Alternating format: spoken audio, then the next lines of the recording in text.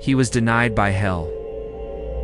Once upon a time in a distant land, there lived a man so cruel that the mere mention of his name would send shivers down people's spines.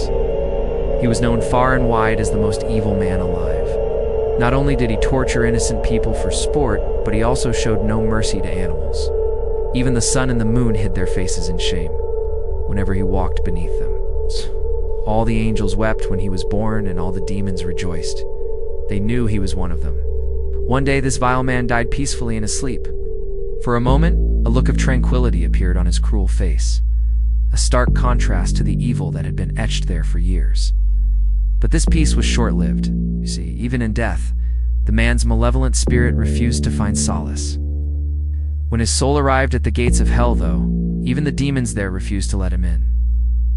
Too evil for the underworld, they said, casting him back to the world of the living. This was a fate worse than death itself, an eternity of torment both in life and in death. The man's soul was now trapped between realms, unable to move on or return.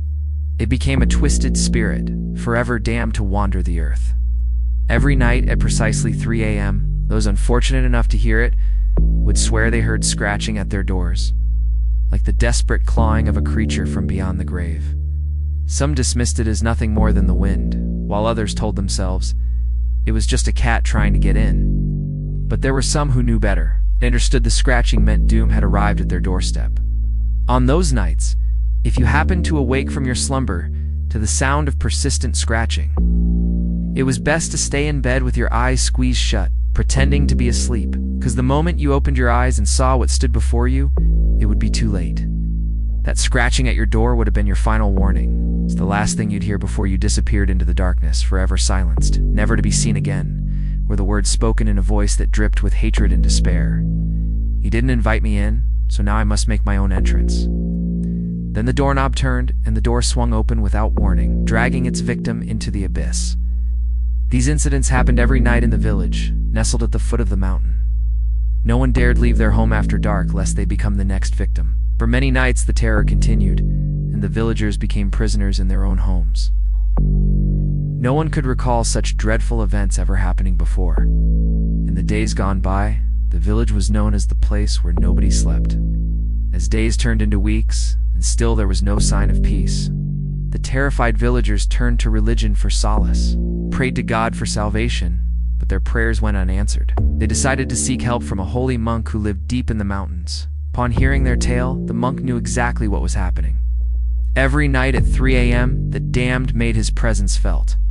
He was neither a ghost nor a demon, but a lost soul rejected by both hell and heaven, destined to wander the earth, condemned to relive his mortal anguish for eternity. Now he roamed the earth seeking entrance into homes, preying on those unfortunate enough to awaken to his presence. If they opened their eyes, they vanished. But if they remained asleep, he couldn't harm them. That night, while everyone else in the village slept with their eyes wide open, the monk sat quietly in his room. When the clock chimed 3 o'clock, the scratching began at his door. It started softly, then grew louder, more insistent. Still, the monk remained calm. Finally, the scratching stopped. Then a voice filled with malice hissed at him. "You're quite courageous, aren't you? Or perhaps foolish. Either way, you won't be able to withstand me for long. Soon you'll join me in my eternal torment," the voice taunted, confident of its impending victory. However, the monk continued chanting sacred words, completely ignoring the approaching danger. After what seemed like an eternity, the voice spoke again, this time laced with annoyance. "Very well then, I'll show you what true fear is." With that, the voice faded away. The monk continued his chants until dawn broke, and the first rays of sunlight streamed through the windows. When he opened the door, he found scratches on the floor, right where the voice had come from. These marks weren't made by any earthly claw or nail. Clearly, the damned had tried to enter his room, but the protective symbols he'd drawn on the door prevented entry. Moreover, the power of prayer kept the evil at bay. This happened every night for 40 days. Each time the clock struck 3 a.m., the damned would try to enter the monk's room, but they were repelled by the sacred chants and symbols. Then one night, the scratching and the angry voice returned. But this time, there was a new sound, a heavy sob. The voice, now filled with anguish, begged, "Please, let me in. I don't want to wander around anymore. I want to find peace." The voice trailed off into a mournful wail. Hearing this, the monk's heart filled with compassion. He stopped chanting and asked, "Who are you? Why are you tormenting these people?" The voice replied, "My name is Agastya. I was once the most evil man alive, tortured people just for fun. One day I died in my sleep, and my soul went to hell. But even the demons refused to let me in. They sent me back here, but not as a human. I'm stuck between two worlds now. I can't go anywhere. I'm doomed to wander forever. Please end my suffering. Just let me in." Overcome with pity, the monk agreed to help him. Leading Agastya into his room, the monk performed an exorcism ritual. But as he cast the holy water, Agastya recoiled as if in pain. Then he screamed, "No, don't do this. I can't stand it. I'd rather wander outside." That, he disappeared, leaving behind the stench of brimstone. From that night onwards, the scratching and the voice never returned. Finally, peace returned to the village. No longer were the villagers tormented by the specter that haunted their nightmares.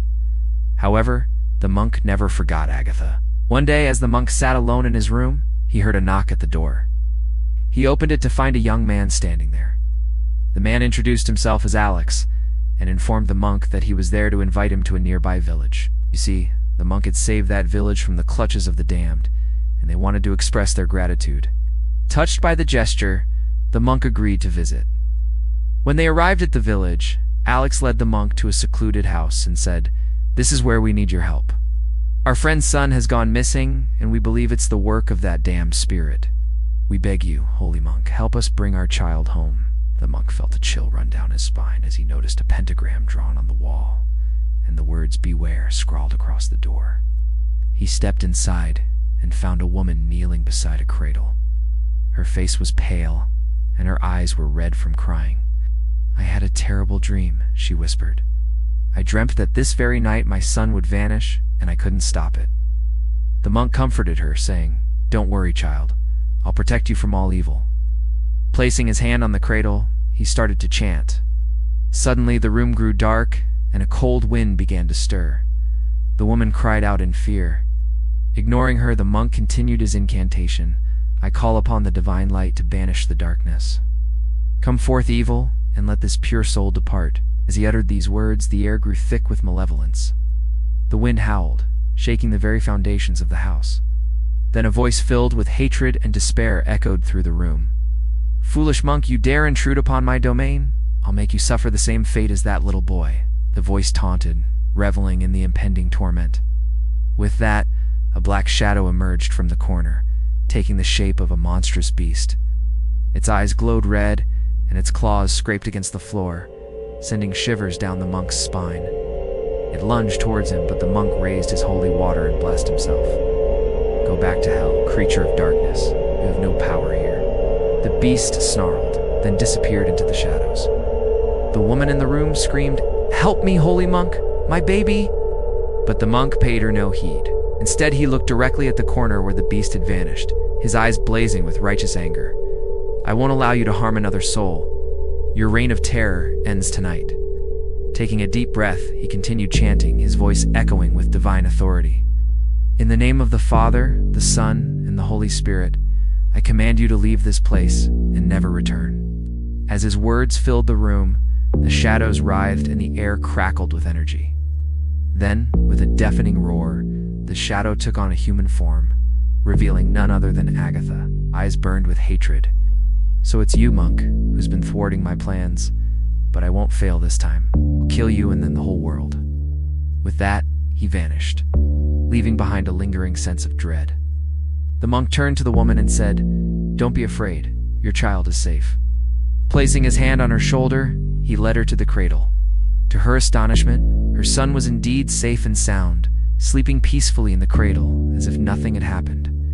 Overjoyed, she hugged her son, tears of gratitude streaming down her face. But little did she know that Agatha was watching them from the shadows, seething with hatred. The battle between good and evil had only just begun, and now you need to watch. What is hell actually like? What happens when you die? Or have a look at this video instead.